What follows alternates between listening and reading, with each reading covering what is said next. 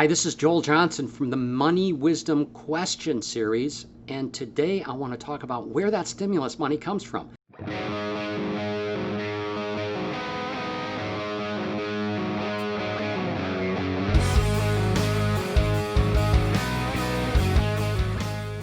getting a lot of questions out there, and a lot of people have questions about, hey, where does this money come from that they're sending out in checks? You know, I hear about 2 trillion, I hear about 6 trillion. What's the actual number? The stimulus comes from two different places. It comes from our Treasury, United States Treasury, and it also comes from the Federal Reserve. So let's talk about those two different pieces of stimulus. The Treasury is borrowing money from investors, so they sell Treasury bonds.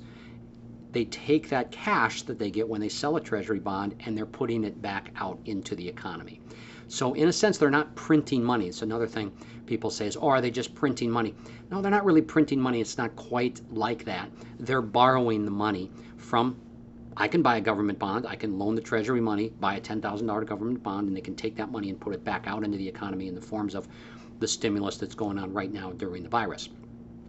So that's one form of stimulus. We have to pay that money back sometimes. So it's a debt that the American taxpayer now has to carry the burden of, but at the same time, we've got to get money into this economy quickly because we don't want the economy to seize up. It's like a river. If you dam it up, everything downstream dies. We don't want that to happen.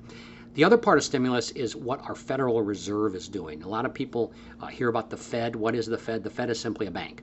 It's called a central bank. It's run by the U.S. government. Indirectly, actually.